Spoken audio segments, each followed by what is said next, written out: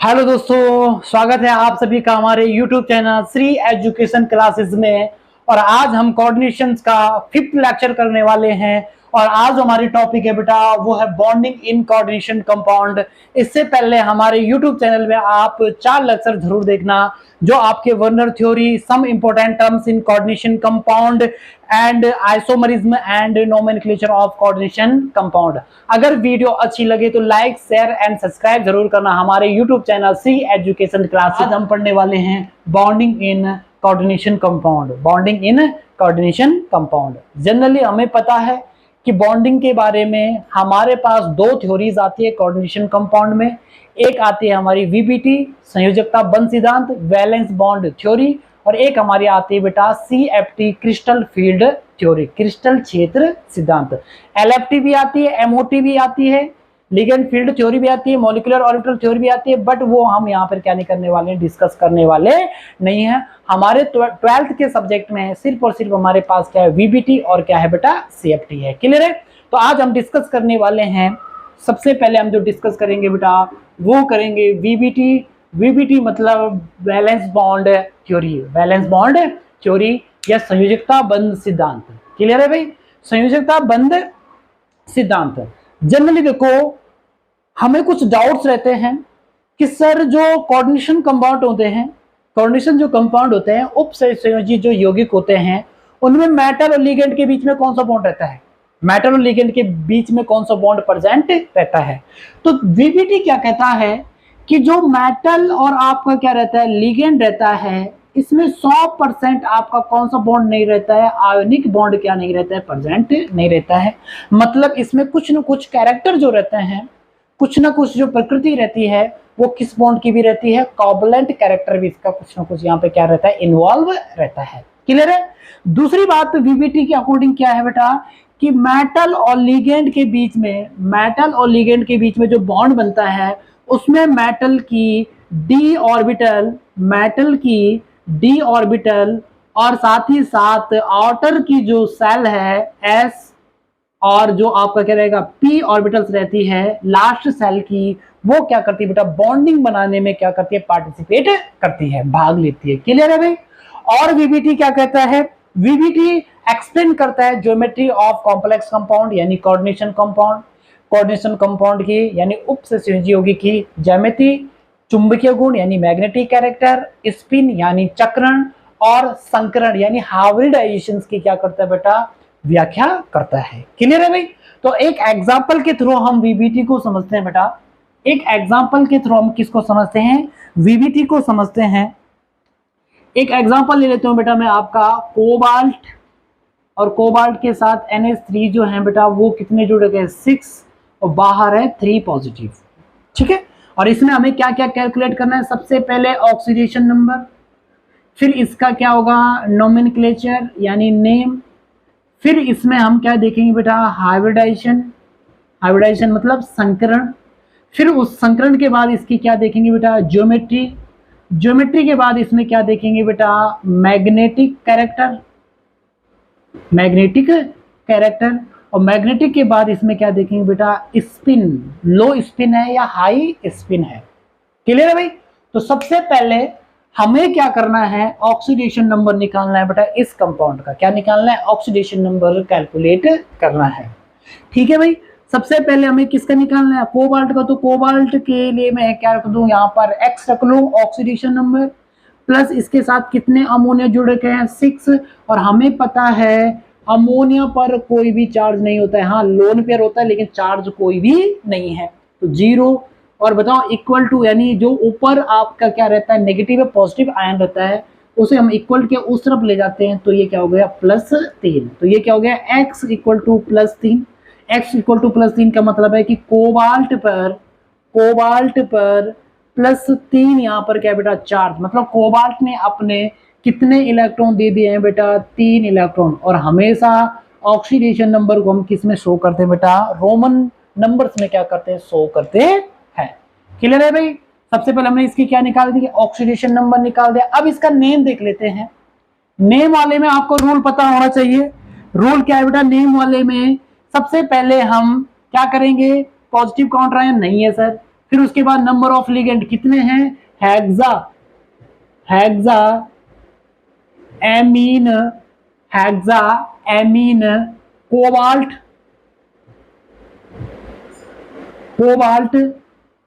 और बताओ फिर कौन आएगा, ऑक्सीडेशन नंबर, और कितने है ऑक्सीडेशन नंबर 3, और किस में आती है, रोमन में। और फिर आ जाता है बेटा आयन क्यों आ रहा है, क्योंकि ऊपर कौन सा चार्ज है, पॉजिटिव चार्ज है। अगर बेटा यहाँ पे नेगेटिव चार्ज होता तो हम सेंटर मेटल के लास्ट में क्या जोड़ देते हैं, 8 जोड़ देते हैं, तो ये क्या हो जाता है, कोबाल्टेट हो जाता, क्या हो जाता, कोबाल्टेट हो जाता। ठीक है भाई, कोबाल्टेट हो जाता है, तो ये क्या हो गया, हेक्साएमीन कोबाल्ट, और ऑक्सीडेशन स्टेट क्या है बेटा, 3rd है। क्लियर है भाई। अब हम इसमें कैलकुलेट करेंगे बेटा हाइब्रिडाइजेशन से पहले हमें क्या करना है बेटा, सबसे पहले सेंटर जो मेटल है आपका, उसका हमें क्या लिखना है बेटा, उसका हमें इलेक्ट्रॉनिक कॉन्फ़िगरेशन लिखना है। और सेंटर मेटल इस वाले में कौन है बेटा, बताओ, कोबाल्ट है। अगर कोबाल्ट का इलेक्ट्रॉनिक कॉन्फ़िगरेशन लिखोगे तो लास्ट कॉन्फ़िगरेशन ये निकलेगा बेटा 3D में आपके कितने आएंगे यहाँ पर 7, और 4s में 2, 4p भी यहाँ पे क्या वैकेंट, और 4d भी प्रेजेंट रहती है, लेकिन ये क्या रहती है, वैकेंट यानी खाली रहती है। क्लियर है भाई। उसके बाद आप मुझे बताओ कोबाल्ट ने यहाँ पे कितने इलेक्ट्रॉन दिए, सर कोबाल्ट ने यहाँ पर कितने इलेक्ट्रॉन दिए, 3 इलेक्ट्रॉन दिए। 3 इलेक्ट्रॉन जो देगा, 3 इलेक्ट्रॉन जो डोनेट करेगा, वो कौन सी सेल से करेगा, आउटर मोस्ट सेल यानी संयोजी कोष से क्या करता है, देगा।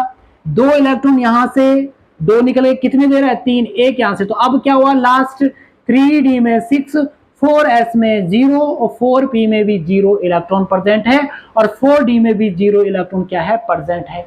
यानी यहां पर d में कितने इलेक्ट्रॉन है बेटा, 6 इलेक्ट्रॉन्स। क्लियर है। S यहाँ पे वैकेंट है, P वाली भी वैकेंट है, और D भी यहाँ पर आपकी क्या है बेटा, वैकेंट है मेटल की। ठीक है सर, ये हो गए 6 इलेक्ट्रॉन। अब ध्यान से सुनना, अब क्या करें सर, जो उसके बाद आपको क्या करना है, जो लीगेंड है ना, उस लीगेंड के बारे में पता करना है कि वो लीगेंड स्ट्रॉन्ग फील्ड लीगेंड है या वीक फील्ड लीगेंड है। अगले लेक्चर में हम CFT पढ़ेंगे, क्रिस्टल फील्ड थ्योरी पढ़ेंगे। क्रिस्टल फील्ड थ्योरी ने एक स्पेक्ट्रोकेमिकल सीरीज दे रखी है, वो अगले लेक्चर में हम डिस्कस करने वाले हैं। तो उसके अकॉर्डिंग जो अमोनिया होता है वो स्ट्रॉन्ग फील्ड लिगेंड है, स्ट्रॉन्ग फील्ड क्या है बेटा, लिगेंड है। और जो स्ट्रॉन्ग फील्ड लिगेंड रहता है वो क्या करता है बेटा, वो पेयरिंग करता है। क्या करेगा, पेयरिंग करेगा। ध्यान से सुनना, जो स्ट्रॉन्ग फील्ड लिगेंड होता है वो क्या करेगा बेटा, पेयरिंग करेगा। जब ये पेयरिंग करेगा तो क्या होगा बेटा, यहाँ पर ये इलेक्ट्रॉन्स यहाँ पर और एक इलेक्ट्रॉन ये यहाँ पर। बताओ अब इलेक्ट्रॉनिक कॉन्फ़िगरेशन क्या हुआ डी वाले का, 1 2 3 4 6 हो गया 6। ठीक है सर, अब ये वैकेंट हो गई, एस भी वैकेंट है, पी भी वैकेंट, और डी भी यहाँ पर क्या है बेटा, आपकी वैकेंट है। क्लियर है। अब आपने देखो कौन रिएक्ट कर रहा है, अमोनिया। तो देखो एक अमोनिया यहाँ पर, एक अमोनिया यहाँ पर, एक अमोनिया यहाँ पर, एक यहाँ पर, एक यहाँ पर, और एक यहाँ पर। तो कितने अमोनिया हो गए सर, NH3 6 अमोनिया हो गए सर। कितने अमोनिया हो गए, 6 अमोनिया। अब मुझे बताओ बॉन्ड बनाने में सेंटर मेटल की कौन कौन सी ऑर्बिटल्स पार्टिसिपेट कर रही है। सर 2 तो किसकी कर रही है, डी की, एक तो कर रही है एस की, और 3 किसकी कर रही है बेटा, पी की। तो कौन सा हो गया बेटा, D2sp3 हाइब्रिडाइजेशन। क्या हो गया बेटा, D2sp3 क्या हो गया, संकरण हो गया। क्लियर है। और हमें याद होना चाहिए कि sp3d2 और D2sp3 की जो ज्योमेट्री होती है वो कौन सी ज्योमेट्री होती है बेटा, ऑक्टाहेड्रल अष्टफलिकीय क्या होती है, ज्यामिति होती है। और अष्टफलिकीय ज्यामिति किस टाइप से होती है बेटा, अष्टफलिकीय ज्यामिति, अष्टफलिकीय जो होती है बेटा वो स्ट्रक्चर रहता है ऐसे। कैसे, सेंटर में कौन है बेटा, यहाँ पे कोबाल्ट, अमोनिया जुड़ गया बेटा। कितने अमोनिया है सर, 6 अमोनिया है। NH3 पहले तो स्क्वायर में जुड़ेंगे, फिर 2 अमोनिया थोड़ा दूर, बॉन्ड दूर, बंद दूरी जो इनकी रहती है वो थोड़ा क्या रहती है, ज्यादा रहती है। तो ये जो ज्योमेट्री दिख रही है आपको, ये ज्योमेट्री किसकी बेटा, अष्टफलिकीय यानी ऑक्टाहेड्रल क्या है, ज्योमेट्री है। क्लियर है। अब देखेंगे मैग्नेटिक कैरेक्टर। मैग्नेटिक कैरेक्टर इनमें 2 टाइप्स के होते हैं। टू टाइप्स के कौन कौन से होते हैं? एक होता है बेटा डाईमैग्नेटिक, डाईमैग्नेटिक मतलब प्रतिचुंबकीय, और एक होता है बेटा आपका पैरामैग्नेटिक, यानी इसको क्या कहते हैं बेटा? अनुचुंबकीय। डाई का मतलब दो, डाई का मतलब पेयरिंग, डाई का मतलब पेयरिंग। मैं पूछूं क्या यहां पर सारे इलेक्ट्रॉन पेयर्ड हैं? जी सर, सारे इलेक्ट्रॉन क्या है? पेयर्ड है। क्या कहीं पर अनपेयर्ड इलेक्ट्रॉन्स है? नहीं है सर। और अगर पेयर इलेक्ट्रॉन्स प्रेजेंट है तो याद रखना कौन सा मैग्नेटिक कैरेक्टर होता है? Die magnetic. क्लियर हो गया? और अगर पेयर नहीं है मतलब अनपेयर्ड इलेक्ट्रॉन्स हैं तो उसे हम क्या कहते हैं? पैरामैग्नेटिक या अनुचुंबकीय कहते हैं। तो बताओ क्या इसमें अनपेयर्ड है? नहीं है सर, इसमें सारे के सारे क्या है बेटा? पेयर हैं। पेयर है तो आप क्या बोलोगे कि सर ये वाला आपका क्या है? डाईमैग्नेटिक, यानी कौन सा वाला है? प्रतिचुंबकीय है। क्लियर? ठीक है बेटा। फिर हम इसकी बात करते हैं, लास्ट में हमारे पास क्या आता है बेटा? स्पिन। स्पिन मतलब चक्रण। और याद रखना चक्रण और मैग्नेटिक जो कैरेक्टर होता है, ध्यान से सुनना बेटा, जिस मेटल के पास या जिस सेंटर मेटल के पास जितने ज्यादा अनपेयर्ड इलेक्ट्रॉन होंगे उसकी स्पिन और मैग्नेटिक कैरेक्टर उतना ही क्या होगा? ज्यादा होगा। क्लियर है? तो मैं पूछूं क्या इसके पास अनपेयर्ड इलेक्ट्रॉन्स है? नहीं है सर।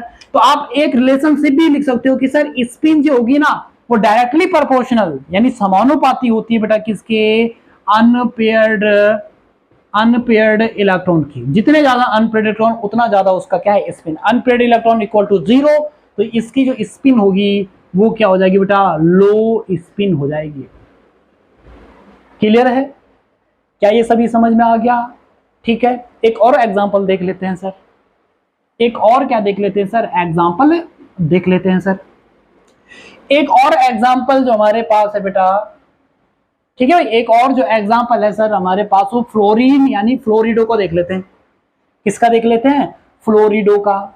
यानी सेम टू सेम ये रख लो आप, कोबाल्ट, लेकिन अब कौन जुड़ गया बेटा यहाँ पर? कोबाल्ट के साथ कौन जुड़ रखा है? फ्लोरीन। कितने? 6, और यहाँ पर आपके हैं 3 नेगेटिव। क्लियर है? तो सबसे पहले ऑक्सीडेशन नंबर आप निकालोगे x-6 इक्वल टू -3, तो इसकी ऑक्सीडेशन नंबर जब आप निकालोगे तो कितनी आ जाएगी? +3। अगर ऑक्सीडेशन नंबर नहीं आ रही निकालनी तो मैंने प्रीवियस वीडियो में बता रखा है बेटा, आप वहां पे इसे आसानी से क्या कर सकते हैं? देख सकते हैं। क्लियर है? ठीक है, अब ऑक्सीडेशन नंबर निकाल दी। नेम क्या होगा बेटा? सबसे पहले देखो लिगेंड कितने हैं सर? हेक्सा फ्लोरिडो। ओ क्यों लग रहा है? फ्लोराइड ही क्यों नहीं बोल रहे हैं? ओ इसलिए लग रहा है क्योंकि जो लिगेंड है वो कौन से चार्ज वाला है? नेगेटिव चार्ज वाला। Hexa fluorido cobalt. कोबाल्ट, अब देखो ये नेगेटिव आयन है, ऊपर क्या है? नेगेटिव चार्ज है, तो क्या लगा देते हैं? 8 लगा देते हैं, कोबाल्ट 8।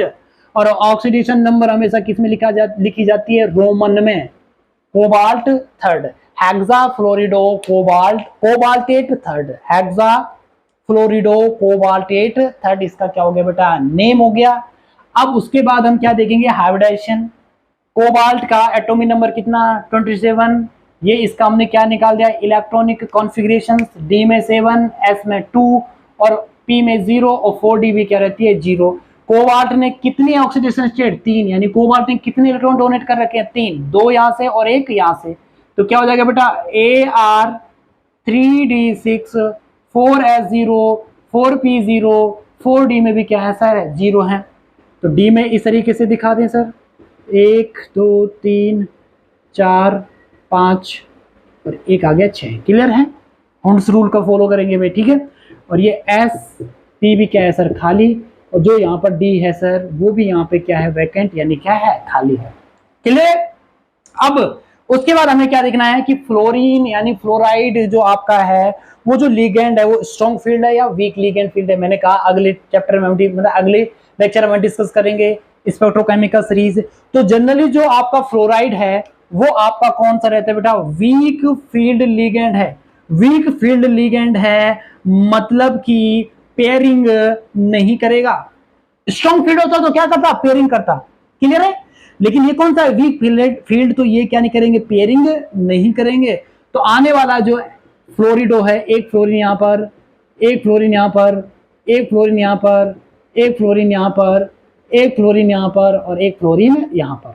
तो बताओ क्या हाइब्रिडेशन हो रहा है सर? एस के एक पार्टिसिपेट कर रहे हैं, पी के 3 पार्टिसिपेट कर रहे हैं, 2 के, डी के 2 कर रहे हैं।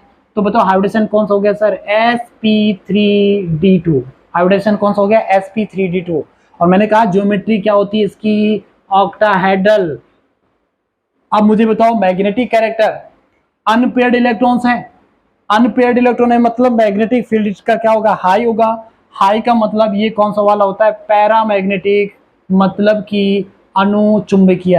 क्लियर है? और अभी थोड़ी देर पहले हमने पढ़ा था कि जितने ज्यादा अनपेयर्ड इलेक्ट्रॉन उतना ज्यादा उसका क्या रहता है? स्पिन। यानी जितने ज्यादा युग्मित इलेक्ट्रॉन उतना ज्यादा उसका क्या रहता है? स्पिन। तो युग्मित इलेक्ट्रॉन ज्यादा है तो इसकी जो स्पिन होगी बेटा, वो स्पिन क्या रहती है? हाई रहती है। स्पिन क्या रहती है? हाई रहती है। क्लियर? तो इसी के साथ हमारा वीबीटी क्या हो जाता है? कंप्लीट हो जाता है। वीबीटी के कुछ लिमिट्स हैं। देखो वीबीटी ने यहाँ पर जनरली हाइब्रिडेशन के बारे में बताया है, ज्योमेट्री के बारे में बताया है, लेकिन वीबीटी स्क्वायर प्लेनर और टेट्राहाइड्रल की ज्योमेट्री को डीपली क्या नहीं कर पाता है? एक्सप्लेन नहीं कर पाता है। अच्छा, ये वीबीटी ऐसे भी नहीं बता पा रहा है कि कौन स्ट्रॉन्ग फील्ड लिगेंड है और कौन सा है वीक फील्ड लिगेंड है। दो हो गए लिमिटेशंस, यानी कमियां। पहली कमी क्या है कि टेट्रा और स्क्वायर प्लेनर यानी चतुष्फलकीय और आपका क्या है? चतुष्फलकीय या स्क्वायर प्लेनर को क्या नहीं कर पाता है? डिफाइन नहीं कर पाता है उनके स्ट्रक्चर को। दूसरा है कि ये स्ट्रॉन्ग फील्ड लिगेंड और वीक फील्ड लिगेंड में क्या नहीं कर पाता है? डिफरेंट नहीं बता पाता है। और तीसरा है बेटा कि ये सिर्फ और सिर्फ किसके बारे में? Magnetic field, spin, geometry, hybridization के बारे में डिस्कस करता है, कलर की बात नहीं करता है। जब ये कोऑर्डिनेशन कंपाउंड क्या होता है? कलरफुल होते हैं। ठीक है भाई? तो जनरली कुछ लिमिटेशंस आ जाती है बोर्ड क्लास में, तो आप 3 भी लिख लोगे तो अब वो भी आपके लिए क्या हो जाएगा? सफिशिएंट हो जाएगा। क्लियर है भाई? तो ये हो गया वीबीटी के केस में। एक थोड़ा सा एक चीज याद रखना बेटा, इसमें एक डिस्कस कर लेते हैं ताकि तुम पहले ही पता कर लो इसमें स्पिन या मैग्नेटिक कैरेक्टर क्या होगा। देखो, अगर नंबर ऑफ लिगेंड 4 जुड़ के हैं किसी के साथ भी, तो उसकी जो ज्योमेट्री होगी ना बेटा, या उसमें जो हाइब्रिडेशन होगा, या तो sp3 होगा या उसमें कौन सा होगा? dsp2 हाइब्रिडेशन होगा। लेकिन अगर मेटल के साथ नंबर ऑफ लिगेंड 6 जुड़ रखे हैं तो उसकी जो हाइब्रिडेशन होगा या तो कौन सा होगा? d2sp3 या क्या होगा? sp3d2 क्या होता है? हाइब्रिडेशन होगा। और दोनों की जो ज्योमेट्री रहती है, दोनों की ज्योमेट्री क्या रहती है बेटा? ऑक्टा ही रहती है। ये कंडीशन कब आएगी? जब स्ट्रॉन्ग फील्ड लिगेंड है। और ये वाली कंडीशन कब आएगी? जब वीक फील्ड लिगेंड है। क्लियर है? अच्छा, sp3 वाला कब आएगा भाई? जब स्ट्रॉन्ग नहीं, जब वीक फील्ड लिगेंड है। और ये कब आएगा? dsp2 कब आएगा? जब स्ट्रॉन्ग फील्ड क्या है? लिगेंड है। और अगर वीक फील्ड लिगेंड है तो इसकी ज्योमेट्री क्या होगी? टेट्राहेड्रल। और वीक फील्ड लिगेंड है यानी स्ट्रॉन्ग वीक फील्ड लिगेंड है तो ज्योमेट्री क्या होगी? टेट्राहेड्रल। स्ट्रॉन्ग फील्ड लिगेंड है तो इसकी जो ज्योमेट्री होती है वो स्क्वायर प्लेनर होती है। स्क्वायर क्या होगी? प्लेनर होगी। क्लियर है? और अगर वीक फील्ड लिगेंड तो 100% चांस है कि ये कौन सा होगा? पैरामैग्नेटिक। और स्क्वायर प्लेनर यानी dsp2 होगा तो ये क्या होगा बेटा? डाईमैग्नेटिक। अगर डी ऑर्बिटल पार्टिसिपेट कर रही है तो जनरल चांस है कि ये डाईमैग्नेटिक होगा। और अगर ये वाली पार्टिसिपेट कर रही है तो ये क्या होगा बेटा? पैरामैग्नेटिक होगा। कौन सा होगा बेटा? पैरामैग्नेटिक होगा। बेटा ये बहुत ज्यादा इंपॉर्टेंट है तुम्हारे लिए, बहुत ही ज्यादा इंपॉर्टेंट। क्लियर है? इसमें एक समरी आपको पता चल रही है सर। समरी क्या है? ध्यान से देखना कि डी इनर वाली 2 टाइप्स की ना, एक आंतरिक वाली है मतलब इनर वाली है, और एक बाहरी वाली डी है, बाह्यतम आउटर वाली। अरे है या नहीं है? ये डी जो देखो, ये वाली डी कौन सी है? आंतरिक वाली है। और ये वाली कौन सी है? बाहरी वाली है। आंतरिक वाली कब पार्टिसिपेट करेगी? जब स्ट्रॉन्ग फील्ड लिगेंड होगा। क्लियर है? और ये वाली कब पार्टिसिपेट करेगी, ये वाली यानी बाहरी वाली कब करेगी, ये तब पार्टिसिपेट करेगी जब वीक फील्ड क्या है बेटा, लिगेंड है। क्लियर है? आई होप आपकी समझ में आ गया होगा। अगर नहीं आया है तो रिज्यूम करके वापस जाएं, फिर से एक बार देखें, क्लियर हो जाएगा। अगर वीडियो अच्छी लगी है बेटा तो लाइक शेयर और सब्सक्राइब जरूर करना श्री एजुकेशन क्लासेस को, और हमारे टेलीग्राम चैनल को भी ज्वाइन करना श्री एजुकेशन क्लासेस नोट्स। वहां पर आपको जिस भी चैप्टर के नोट्स चाहिए, इंग्लिश मीडियम या हिंदी मीडियम, वहां पर प्रोवाइड हो जाएंगे आपको। क्लियर दोस्तों? ठीक है।